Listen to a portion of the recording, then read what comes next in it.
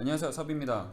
이번에는 포니 혹은 클램프에 관련된 이야기를 할 건데, 바느질을 할 때 포니나 클램프가 꼭 있어야 되는 필수 도구라고 생각하시는 분들이 가끔 계셔요. 그래서 그 오해를 풀어드리고자 이렇게 영상을 하나 이제 찍어볼까 하는데, 포니가 뭐냐면 그 기원이 어떻게 되냐면, 제가 사진을 옆에 이제 띄워드릴 건데, 그 조랑말처럼 작은 그 말에 얹어 탄 것처럼 해서 가죽이나 뭔가를 이제 잡을 수 있게끔 고안된 도구입니다. 그래서 잡아 놓으면 양쪽 손을 자유롭게 쓸 수가 있죠.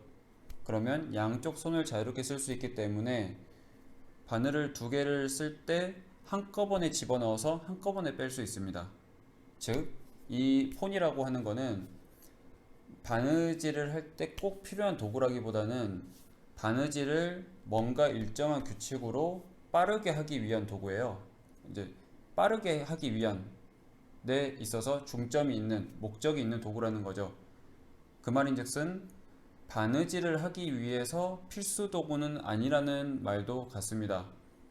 그래서 가죽공예를 조금이라도 해보시다 보면은 이제 포니를 처음에 이제 사서 이제 쓰시는 경우들이 있는데 나중에 어느 순간 그냥 손으로 하는 게 더 빠른 경우도 있고요. 그리고 포니로 잘 집어지지 않는 경우도 있고 포니로 하기에 조금 불편한 부분이 있는 부분들도 많이 생깁니다. 예를 들어서 지금 이런 것 같은 경우에는 이런 부위는 포니로 저희가 물고 바느질을 할 수가 없잖아요. 이런 식으로 생각해 보면 바느질을 할 때 포니가 필수가 아님을 또 알 수 있고, 더불어서 이제 어떤 분들 같은 경우는 이제 뭐 출강을 간다든지 출강 수업을 간다든지 그럴 때 인원이 15명이나 이렇게 쓰면 포니를 15개를 챙겨가진 않잖아요. 그냥 손으로 잡고 하잖아요. 그래서 이러한 내용들을 기반으로 봤을 때 바느질을 하는데 포니 혹은 클램프는 필수 도구가 아니다 라는 거를 좀 말씀드리고 싶고, 제 이제 유튜브 프로필을 보면 제가 그 클램프죠. 그거는 포니가 아니라 클램프라고 보통 부르는데 포니보다는 더 깁니다. 근데 클램프에 앉아서 있는 사진을 제가 올려놨는데 실은 그거 저번에 말씀드렸듯이 잘 안 씁니다. 잘 안 쓰고 그냥 손으로 하는 게 더 빨라요. 어떤 부분에 있어서는 그냥 있어 보이려고 그렇게 올려놓은 거고, 이제 그렇게 이해를 해주시면 될 것 같고, 그래서 손으로 하는 게 익숙해지면 어느 정도로 이제 빨라지냐면 생각보다 금방 할 수 있습니다. 제가 지금 여기 보시면 이렇게 뚫어놨거든요. 이만큼 보이시죠? 이만큼 실은 세팅을 해놨는데 꽂아서 양쪽 길이 맞춰놓고 방향만 잡아놓으면 내가 익숙하게 금방 할 수 있습니다. 양쪽으로 하는 것도 빠른데 손으로 해서 하는 것도 빨라요. 그래서 당기고,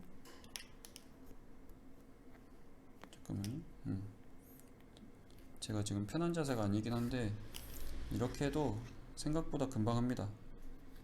손목 돌려가면서.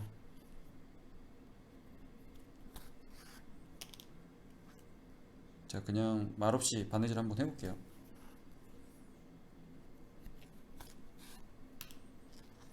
물론 지금 이거는 제가 양쪽을 꼬아서 사선을 내고 있진 않아요. 근데 이제 포니 혹은 클램프를 쓰거나 그렇지 않거나 이제 바느질 하는 거 똑같거든요.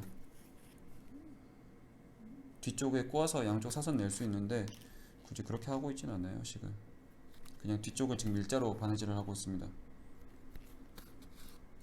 이렇게 해서 어느 정도 조금 뭔가 자세가 잡히면 속도가 그렇게 늦지도 않아요.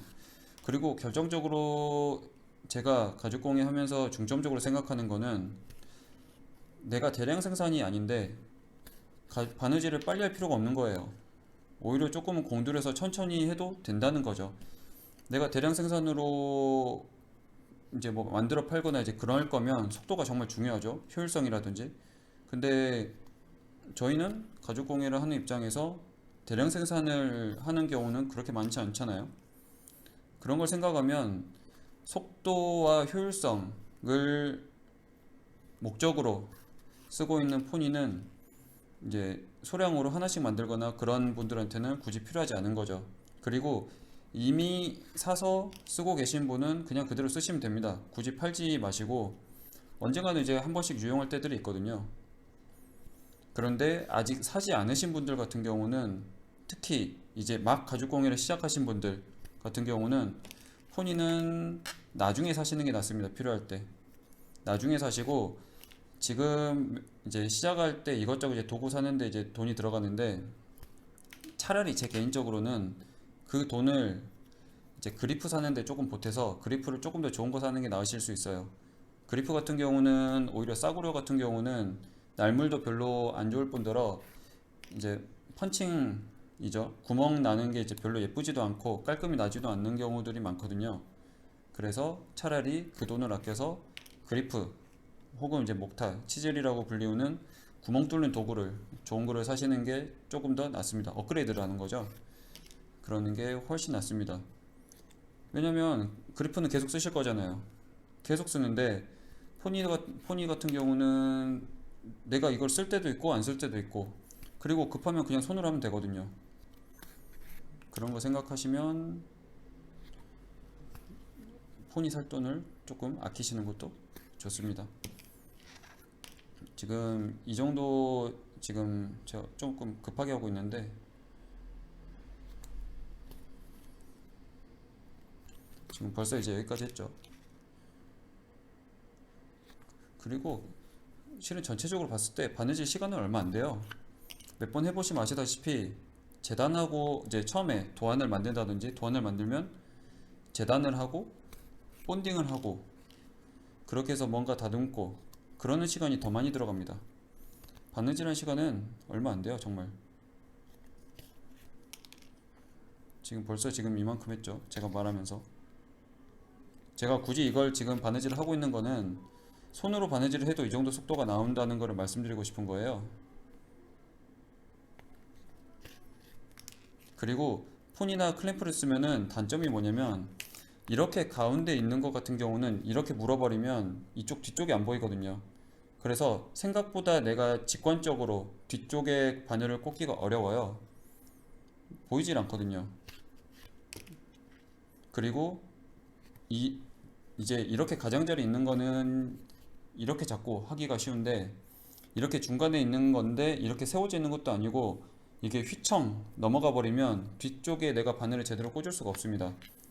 즉 폰이나 클램프 같은 경우는 생각보다 사용이 용도가 제한된다는 거죠. 그 점을 아시면 이 도구가 내가 처음에 가죽 공예를 시작할 때 꼭 사야 되는 필수 도구는 아니구나 라는 점을 아실 수가 있을 거예요.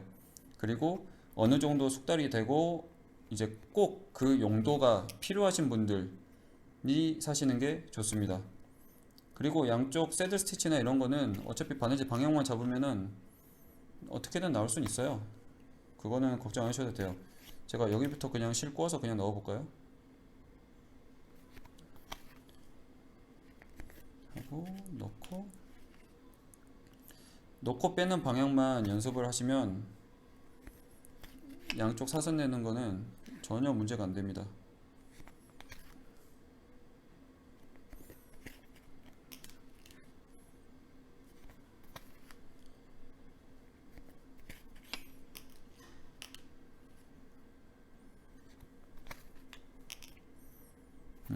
지금 보시면 지금 앞쪽은 사선으로 나와서 제가 여기까지 벌써 이만큼 했죠, 말씀드리는 동안. 그리고 뒤쪽은 여기까지는 일자인데 여기는 살짝 사선이 나오죠 지금.